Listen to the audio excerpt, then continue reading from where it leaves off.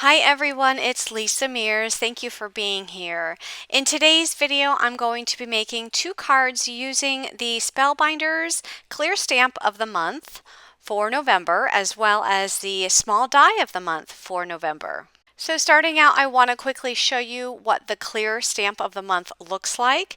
It is called Diamond and Arch Motif. So you get this stamp set with these floral stamps, and there are several different sentiments on here that are in a script font. There's happy birthday, hello friend, sending love, thank you, and for you. And if you subscribe to the clear stamp of the month, this is the set you get. But if you want the coordinating dies, you can also pick them up as well. And the coordinating dies will cut out all of the images and the sentiments that are on the stamp set. And the small die of the month for November is called Layered Floral Card Creator, and these are the dies that you get. There are a total of 14 cutting dies. So one of them is this large die, and this is basically the background for all of the other dies that you can layer on top. And the floral dies have several different layering pieces to them to create a nice dimensional flower. And you can also die cut them in several different color cardstock colors to create even more interest to your flowers. So for my first card, I'm going to be using the clear stamp of the month, and I'm going to be using the Scrapbookcom Florals paper pad. And I'm actually going to be using that paper pad for both of my cards because the color palette in that paper pad is perfect for the floral theme. There's lots of different color pinks and greens in that paper pad. So I place a piece of pink cardstock here in my Misti, and I'm going to use the largest floral stamp in that stamp set. And I'm going to do some heat embossing with some gold embossing powder. So I start out by adding some powder to my cardstock, and then I ink up my stamp with my Versamark ink. So the powder is used to make sure that the embossing powder does not stick where there's no ink. I go ahead and press that down after I ink up my stamp. And I'm going to ink this up just a couple times just to make sure I have plenty of embossing ink on that stamp. I'll press that down again, and then I will go ahead and remove that cardstock. And I'm going to be using the Brutus Monroe Gilded embossing powder, and I'm just going to sprinkle that on. And I'm going to just tap off the excess there into my coffee filter, and then I'm going to go ahead and pour the rest back in that jar to save it. I'll move this aside and I'll take out my heat tool, and I will go ahead and heat set this image. And I love the way this gold embossing powder looks on colored cardstock. And this is a way you can add color to your floral images without actually having to color the image. So of course you could have stamped this out in black ink or whatever color ink you wanted to, and then take out your pens and color up your image. But I didn't want to do that and spend the time coloring, so I chose just to stamp it out onto some colored cardstock and do some gold embossing. So I repeated the same steps and I die cut another one. So now I have two of the same floral images. Now if you want to step this up a little bit, you can add some ink to your cardstock. And I'm just taking one of my Zig Clean Color Real Brush pens. This is a water-based pen, and I'm just adding a little bit of pink ink in the peach pink color and using the blender to blend that out. Now believe it or not, what I found to be a pleasant surprise is that this cardstock from Scrapbookcom is actually watercolor friendly. So I can actually use my Zig Clean Color Real Brush pen, my water brush pen, and use my blender. I can even use a water brush, and this will blend on this cardstock. So I actually tried this using a sheet of regular cardstock from Michaels, and the Zig markers do not work on that cardstock, but they do on the Scrapbook.com smooth cardstock paper pad, which I love that about this paper.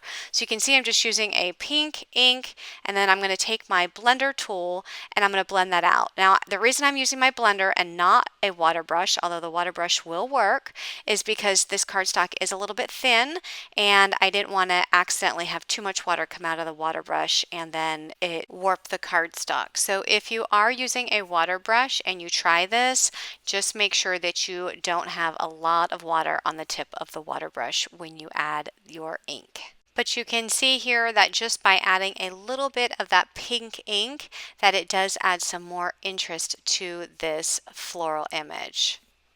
Next, I'm going to make the background for my card layer using an embossing folder. I will be using one of the new Spellbinders 3D embossing folders. This is called Leafy. So I put a piece of white cardstock in there, and I am using this Spellbinders universal plate system to run this through my die cutting machine because it works so well with getting a really good impression with these 3D embossing folders. So I have my platform A, then my embossing folder, and then I have the adapter plate, and I run that through and look at that beautiful embossed background of all of those leaves on this white cardstock. If you're interested in seeing more about the Spellbinders universal plate system, I have a video on that, and I will link it up here at the top right hand corner of this video. So I have an A2 size card base, and then I have that same color pink cardstock that I used for my stamped image, and I cut that down to 4 1/8 by 5 3/8. And as you can see, I am saving paper by using the same sheet that I cut out the stamped image. Next, I have the embossed background, which I cut down to 4 by 5 1/4 inches, and I'll add that to the top. So as you can see, on an A2 size card, 2 images will fit perfectly. You can either make this card landscape or portrait. I'm going to use it in the portrait orientation so that one will be on top of the other. Of course, if you wanted just to use one of the images, you can do that. But I chose to use 2 because I thought this made for a nice background on this card front. For the sentiment, I stamped out Hello Friend, and I'm going to use the matching die and die cut that out. I just stamped it out with some black cardstock, and then I'm going to use some foam strips, and I'm just going to add to the back of my sentiment, and I'm going to pop that up on the card. And then to finish that up, I am just going to add some of the Spellbinders gold gems to the front of the card. And that is going to complete my card using the clear stamp of the month for November. So for my next card, I am going to be working with the Spellbinders small die of the month using the same floral smooth cardstock. I die cut a piece of the darker green cardstock with that large die that came with the club set.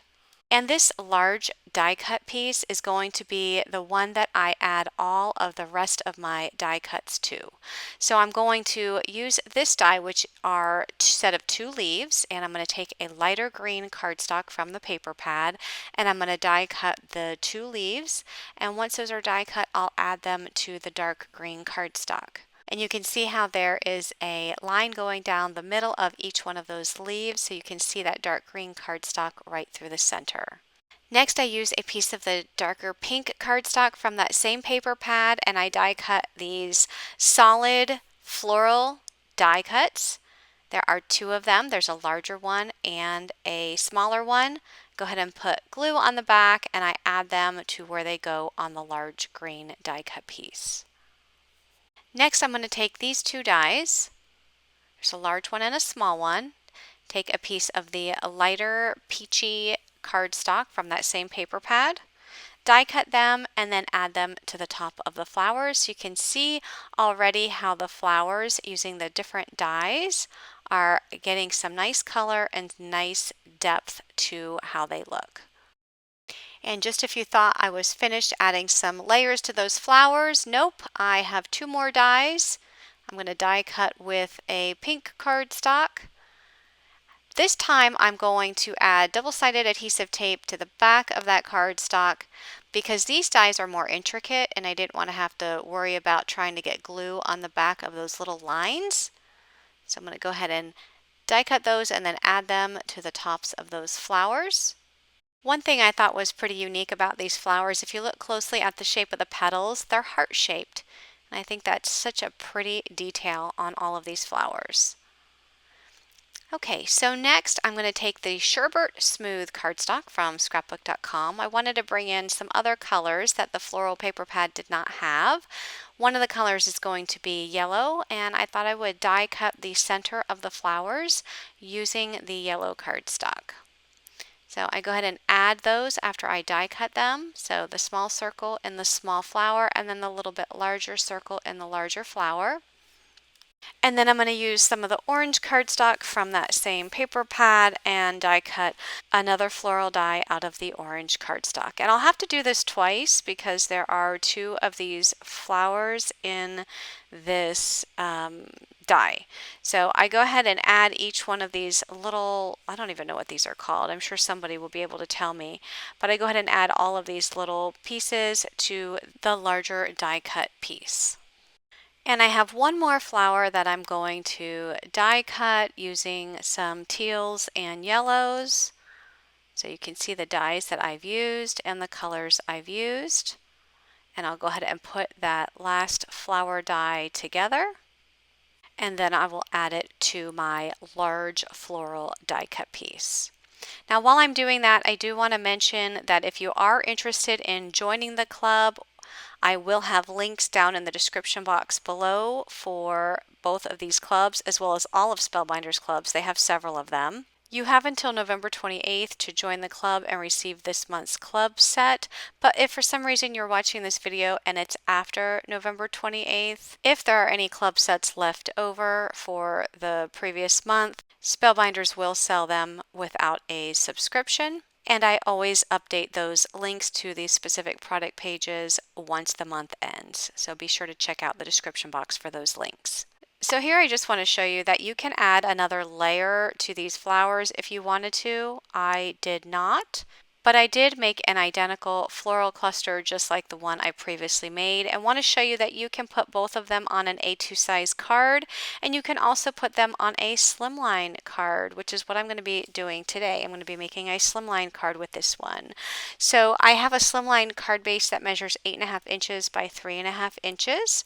I just took a piece of cardstock, cut it to 8.5 by 7, and scored it at 3.5 inches on the 7-inch side, and I'm just going to add both of these floral clusters to my card front side by side. And you can see that that creates a beautiful floral background for your card front.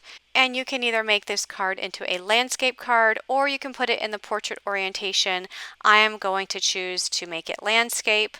And then for my sentiment, I stamped out Sending Love using the clear stamp of the month, and I'm die cutting it out. I added some foam to the back, and I'm going to add it to the card front. And to finish up this card, I am adding some of the gold gems, and that's going to complete this card. So once again, all supplies that I've used today will be down in the description box below. If you like this video, please give it a thumbs up, and be sure to click that subscribe button to see more card making videos from me. Thanks for watching, everyone, and have a great day. Bye-bye.